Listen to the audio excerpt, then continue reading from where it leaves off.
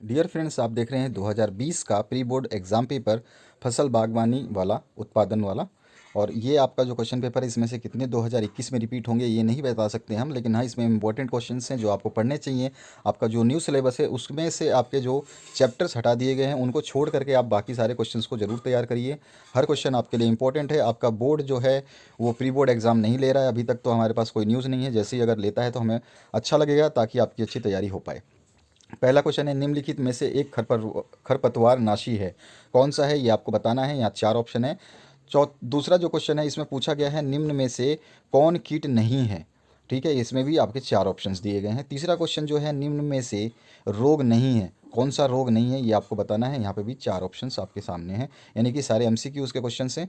चौथा क्वेश्चन है, बीजोचार में प्रयुक्त दवाई है, कौन सा है बीजोचार में प्रयुक्त दवाई, वो आपको बताना है। इसके बाद में पांचवें क्वेश्चन की तरफ मूव करते हैं और समझते हैं पांचवा क्वेश्चन क्या बोल रहा है। पांचवा क्वेश्चन जो है इसमें पूछ रहा है, भारत में सर्वाधिक प्रचलित मशरूम है, कौन सा मशरूम है। यहाँ पे आयस्टर मशरूम है, धान का पैरा मशरूम है, ब्लैक ईयर मशरूम है, श्वेत बटन मशरूम है। बहुत सारे मशरूम हैं, हमें आज पता चला है।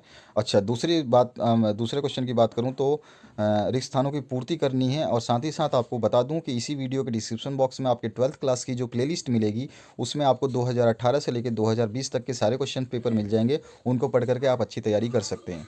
तो रिक्त स्थानों की जो पूर्ति है आपको कैसे करनी है, सामान्य कूप से मशरूम में प्रोटीन की मात्रा खाली स्थान प्रतिशत पाई जाती है, कितने प्रतिशत से कितने प्रतिशत पाई जाती है ये आपको बताना है। दूसरा है, मशरूम के बीज को खालिस्तान कहते हैं। तीसरा है, मध्य प्रदेश में अंगूर की छटाई का उत्तम समय कौन सा है। चौथा क्वेश्चन जो है, सफ़ेद मूसली का वानस्पतिक नाम आपको बताना है।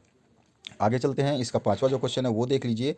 पांचवा क्वेश्चन में पूछा गया है, ईसबगोल का कुल कौन सा है। ईसबगोल जो पेट साफ करने के लिए खाया जाता है उसका ये बात कर रहा है। उसके बाद में अगर हम बात करें तीसरे क्वेश्चन की तो यहाँ पूछा गया है, सही जोड़ियाँ बनानी है, स्तंभ अ से स्तंभ ब को मिला देना है। यहाँ पे ऑप्शन आपके सामने है, वीडियो को पॉज करिए और आराम से एक बार ज़रूर सोचिए अभी तक आपने जो तैयारी करी है उसके हिसाब से आप कितने सक्षम हैं।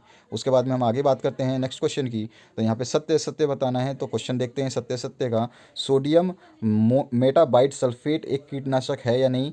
दूसरा है, फार्मिंग द्वारा फल एवं सब्जियों में कड़ापन नहीं आता, यानी कि वो कड़वे नहीं लगते, ये आपको बताना है सही है नहीं। उसके बाद में तीसरा है, भू सर्वेक्षण में बैरोमीटर का उपयोग होता है। चौथा है, रेवेन्यू चेन की लंबाई 100 फीट की होती है। और आपका जो पांचवा है, 1 हेक्टेयर में 10,000 वर्ग मीटर क्षेत्र होता है। उसके बाद में हम बात करें पांचवें क्वेश्चन की, खर खरपतवारों की कोई दो विशेषताएं लिखनी है। यहाँ पे मिसप्रिंट मुझे लग रहा है। अथवा में है, रवि की फसलों के कोई दो खरपतवारों के वानस्पतिक नाम जो है आपको बताना है। जब रवि की फसल उगाई जाती है तो उस टाइम जो खरपतवार उगते हैं उसकी बात हो रहा है। छठा क्वेश्चन जो है इसकी बात करें हम तो छठे क्वेश्चन में पूछा गया है आपसे, ब्लीचिंग क्या है, इसके दो लाभ आपको बताने हैं। अथवा में है, सब फल सब्जी परीक्षण की दो सीमाएं आपको लिखनी है परिरक्षण की।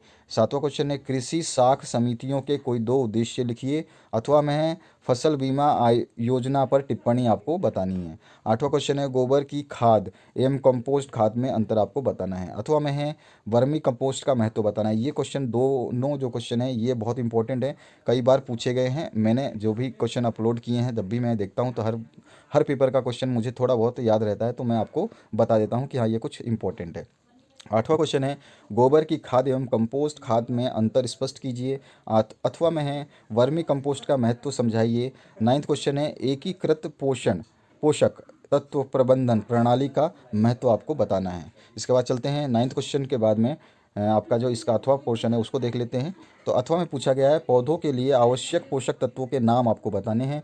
दसवा है, अच्छी लॉन की विशेषताएं आपको लिखनी है, कोई भी तीन बतानी है। हरियाली क्या है, इसको लगाने के उद्देश्य क्या हैं। 11वां क्वेश्चन है, अंगूर की निफिंग पद्धति को समझाना है। अथवा है, पेपेन क्या है, इसका महत्व आपको बताना है। 12वां है, पौध प्रसारण की लैंगिक व अलैंगिक विधि अंतर स्पष्ट करना है। इन सभी विधियों में, दोनों विधियों में कोई चार अंतर आपको बता देने हैं। इसके बाद में इसी का अथवा क्वेश्चन जो है वो देखते हैं। तो यहाँ पे पूछा गया आपसे, अथवा में बीज द्वारा प्रवर्धन की प्रमुख सीमाएं लिखने हैं आपको। उसके बाद में आपका चना अथवा मटर की खेती का वर्णन निम्न बिंदुओं के आधार पर करना है, जिसमें वानस्पतिक नाम एवं कुल बताना है, दो किस्में बतानी है, दो कीट बताने हैं और बीज दर एवं उपज प्रति हेक्टेयर उसका बताना है कि कितना होता है। इसके बाद में 14वां जो क्वेश्चन है इसकी बात करते हैं। तो यहाँ पूछा गया आपसे, कोई 4 नाइट्रोजन युक्त उर्वरकों के नाम बताने हैं, उसमें पाई जाने वाली प्रतिशत की मात्रा भी आपको बतानी है। अथवा में है मिश्रित उर्वरकों के उपयोग से होने वाली कोई 4 लाभ जो हैं वो आप बताने हैं।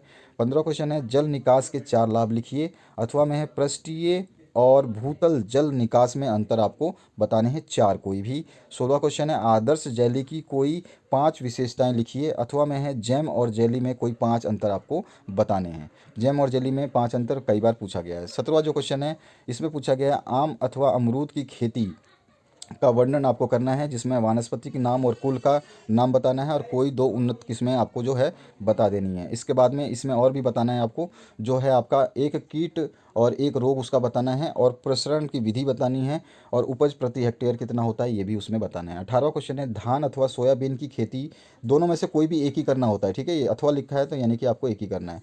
निम्न बिंदुओं के आधार पर लिखना है, जिसमें से वानस्पतिक नाम और कुल बताना है। उन्नतशील जो जातियां हैं इसकी वो कोई भी 4 बतानी है। उर्वरक प्रति हेक्टेयर कितना होता है वो बताना है।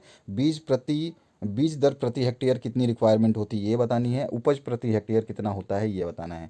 इसमें अच्छे क्वेश्चंस टेक्निकल टाइप के ज़्यादा क्वेश्चंस पूछे गए हैं। तो आशा करता हूँ ये वीडियो अच्छा लगा होगा। जैसा मैंने बताया आपकी प्लेलिस्ट आपके इसी वीडियो के डिस्क्रिप्शन बॉक्स में डाल दी गई है। 12th क्लास की प्लेलिस्ट खोलिएगा, उसमें 2018 से 2020 तक के सारे क्वेश्चन पेपर्स आपको अवेलेबल मिलेंगे। उनको देख करके आप अच्छी तैयारी कर सकते हैं।